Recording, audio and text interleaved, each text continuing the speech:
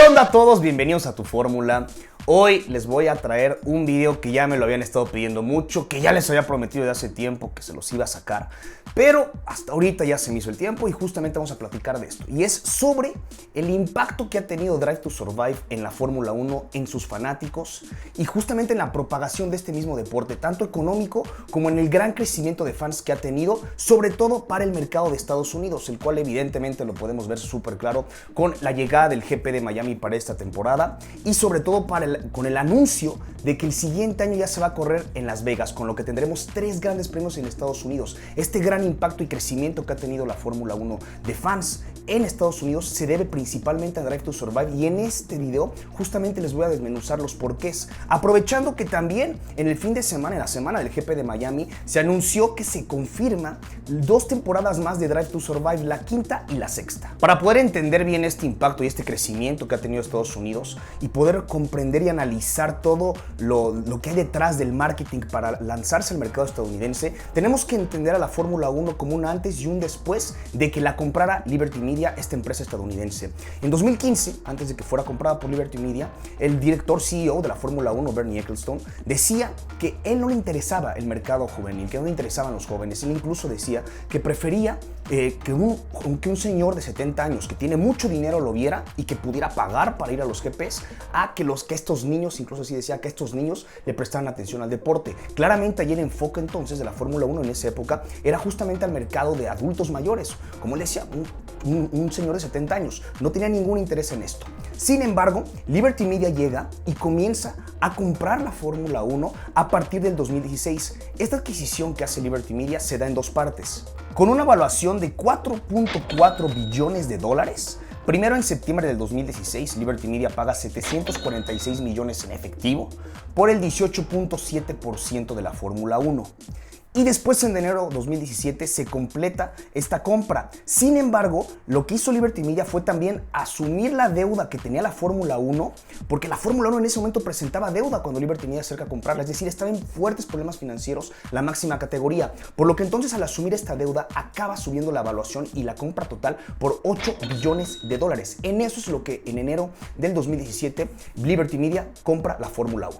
Liberty Media, cuando se hace con los derechos entonces de la Fórmula 1, cuando compra esta Fórmula 1, tiene 3 objetivos muy claros. La primera es volverla una empresa de contenido. La segunda es explotar los medios digitales. Y la tercera, explotar el mercado de Estados Unidos. En ese momento, cuando la compran, dicen, para nosotros vemos la Fórmula 1, que de los 20 GPs que hay, podríamos crear 20 Super Bowls. Esa era la visión que tenía John Malone, el dueño de Liberty Media, al comprar la Fórmula 1. Y sobre todo, como les digo, explotar el mercado de Estados Unidos. Ahora, esto no se había podido lograr de la manera que hubieran querido, a pesar de que la Fórmula 1 ya había regresado a Estados Unidos en 2012, con el Gran Premio de Estados Unidos, justamente en el Circuito de las Américas en Austin. Pero a pesar de eso, el impacto que estaba teniendo con el mercado estadounidense no era el que deseaban.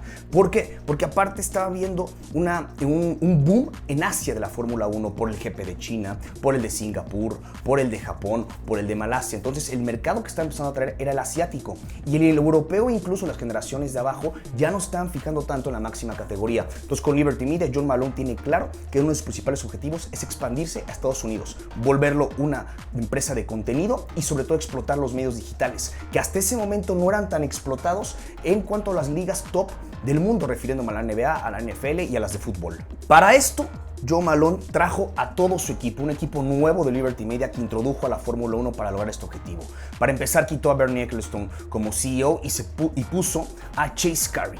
Chase Carey, que había sido CEO de Fox, que había trabajado en DirecTV y que había estado en 21 First Century Fox, sí, justamente esta empresa que se dedica al cine, a hacer películas. En segunda trajo a Ross Brown, que era primero un consultor de Liberty Media, y él lo trajo para que dirigiera la parte deportiva y técnica de la Fórmula 1.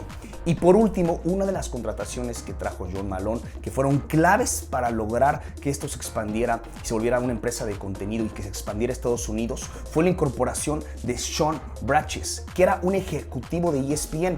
Él en ESPN fungía como vicepresidente de ventas y de marketing, y lo trajo a la Fórmula 1 como director comercial de la misma. Ya podemos ver entonces cuáles eran las intenciones. Trae como CEO alguien que había trabajado en Fox y en medios. Trae a Ross Brown, un tipo que ya tiene experiencia en Mercedes, que tiene experiencia en Ferrari, para no descuidar la parte deportiva y técnica. Y luego traen a un ex de ESPN, un especialista en marketing y en vender, el líder mundial en deportes, ESPN. Ya podemos darnos una idea entonces cuáles eran las intenciones de John Malone y de Liberty Media con la Fórmula 1. Pero el proceso iba a tener que ser lento, aunque acabó explotando de una manera que a lo mejor ellos ni siquiera lo tenían previsto, o que fue un plan estratégico de marketing impresionante. Lo primero que tenían que hacer era cambiar por completo la imagen, y esto justamente sucede en 2017. No solo cambiaron por completo el logo de Fórmula 1 a uno mucho más amigable, mucho más nuevo, mucho más moderno, por así llamarlo, que luego te llamaba la atención, contrario al que tenían un rojo con letras, un color bonito el que tenían, sino que también cambian toda la paquetería gráfica, todo lo que veíamos en las carreras previo a 2017, 2016 para atrás, veíamos como a lo mejor unos gráficos, un bottom line abajo, se veían cómo iban las posiciones, y con Liberty Media en 2017 cambian por completo todo esto. Segundo, en 2018 anuncian F1 TV, la Fórmula 1 anuncia que tendrán su propia plataforma de streaming para pasar las carreras con una suscripción que tenía que pagar el usuario, bastante amigable. Y fue la Fórmula 1, esto es muy curioso, la primera liga profesional en tener su propia plataforma de streaming. Antes de que existiera NFL Pass, antes de que existiera todo esto, en cuanto a streaming se refiere a medios digitales, la Fórmula 1 fue la primera con F1 TV, ganándole hacia la NBA, la NFL y a las mejores ligas del mundo. Eso fue clave también. Entonces ya llevaban dos, ya lo iban construyendo poco a poco. Primero revolucionar el logo y el paquete gráfico 2017. 2018 con F1 TV ponerse y meterse de lleno a las plataformas digitales, a los medios digitales. No solo eso, sino también acompañado de una estrategia de marketing en cuanto a YouTube, en cuanto a redes sociales, subiendo contenido nuevo, subiendo contenido innovador, cambiando por completo la manera en la que puedas percibir la Fórmula 1 a través de redes sociales. Esto de la mano también con una nueva generación que en ese momento iba ingresando a la Fórmula 1, en la cual estos pilotos eran mucho más cercanos a estas redes sociales, a Instagram, a Twitch, y el que eso también ayudó mucho en que empezaran poco a poco a atraer mercado nuevo y sobre todo fanáticos jóvenes. Sin embargo, para toda la gente que estaba alrededor de la Fórmula 1 y muy involucrada en este mismo deporte, todos los agentes que estaban involucrados en la máxima categoría, el anuncio y la respuesta que tuvieron cuando anuncian el Drive to Survive no es la más buena, es decir, no la vieron de buena manera. Tal fue eso que ni siquiera aceptaron los que eran las top 2 escuderías de ese momento en participar en esta serie en Drive to Survive para la primera temporada. Mercedes y Ferrari deciden mantenerse al margen. Red Bull, que era el que le seguía después de Ferrari y Mercedes, sí decide participar, que después, ahora viéndolo a la larga, fue una bendición tal cual que Red Bull lo hiciera por el impacto que llegó a tener sobre la marca de la bebida energética. Sin embargo, Drive to Survive tenía un tema, tenía algo que descifrar, y es cómo poder transmitir la emoción que viven ya los fanáticos de la Fórmula 1, pasársela a un aficionado, a una persona común y corriente que no entendiera muy bien el deporte. ¿Cómo lograr esto? Porque si les ponías carreras iba a ser lo mismo que veían en la tele. Por lo que entonces tuvieron que crear una trama, es decir, cautivarlo, dar un storyline, algo que contar, una historia como tal. ¿Y cómo hacerlo cuando los pilotos tienen la mayor parte del tiempo el casco? ¿Cómo poder llegar ahí y volverlo personal, que alguien se pudiera identificar con los pilotos cuando no les ven la cara? Lo que entonces decidieron hacer, y en la historia que se basaron, fue completamente asertiva, fue tremenda, y fue justamente lo que detonó el fenómeno de Drive to Survive. Y es, si no tenemos a Mercedes y a Ferrari, que son los que están peleando por el campeonato, no quieren participar en Drive to Survive, ¿en qué nos vamos a enfocar? Vamos a enfocarnos entonces en todo lo que pasa con los que no son ganadores, en toda la tabla media y la tabla baja, todo el drama que existe ahí, y sobre todo dándole dos vertientes. La primera es la rivalidad, y ahí crear una historia y una trama entre compañeros de equipo. Avanzo en esto y digo, ¿cómo entre compañeros de equipo? Sí, si alguien más te gana es porque a lo mejor tuvieron un mejor coche, pero tu compañero de equipo es el único que tiene el mismo coche que tú. Por lo tanto, si te gana es porque es mejor piloto. A grandes rasgos es eso. Ya metiéndolo a temas técnicos, hay otros factores que involucran. Primera storyline, entonces, rivalidad entre compañeros. Y segunda, rivalidad entre equipos y escuderías. Es también, entre paréntesis, entre directores de equipo.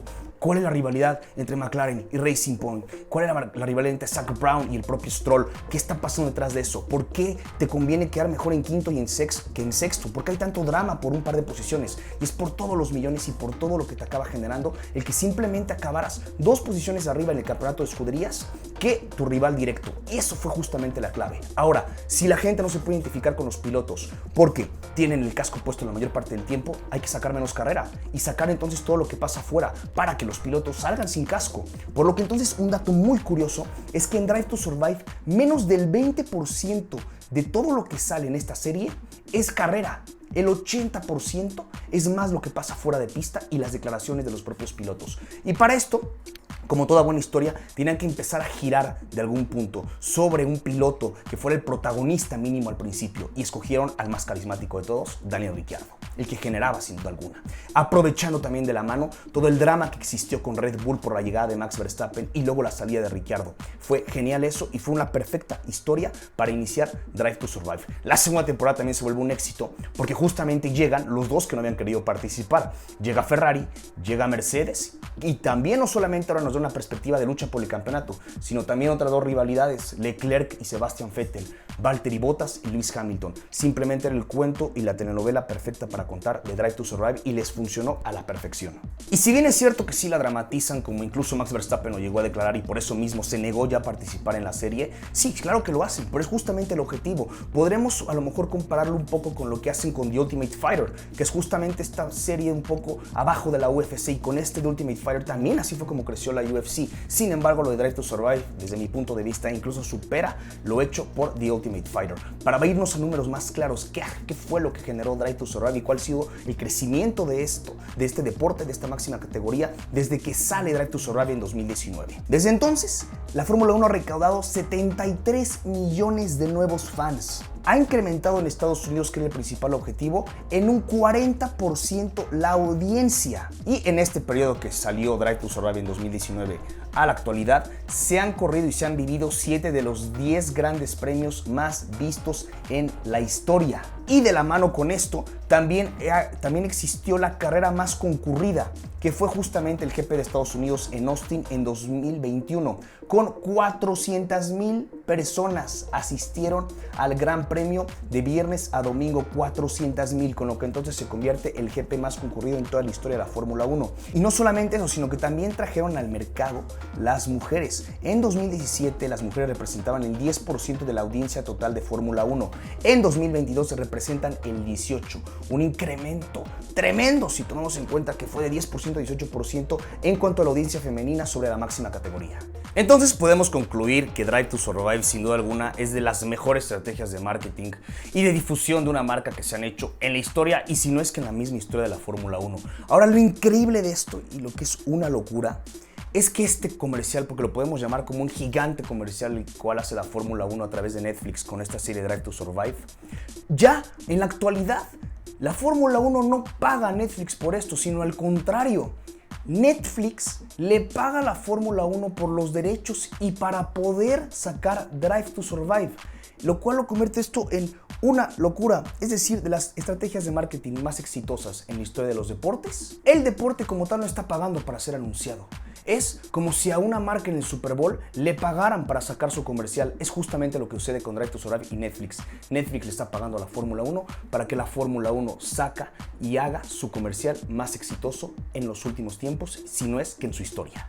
Ahora, esto es en cuanto a números, en cuanto a audiencia. Sin embargo, en cuanto a inversionistas y patrocinadores, también se ha visto muy clara la evolución. Desde este periodo, actualmente ya podemos enfrentarnos a que las marcas estadounidenses están invirtiendo millones de dólares en patrocinar equipos de Fórmula 1. Claramente es el ejemplo de Oracle, que decide asociarse con Red Bull por un contrato de 500 millones. Google también ha hecho lo propio con McLaren, han introducido Android, han introducido a Chrome, también Qualcomm ha sido introducido, Salesforce con distintas escuderías. Que las marcas estén enfocándose y estén yendo por las escuderías, estas marcas estadounidenses, sin duda alguna tiene que ver con el incremento de la audiencia de Estados Unidos, y por eso las superpotencias en cuanto a empresas se refiere estadounidenses ya empiezan a voltear en la Fórmula 1.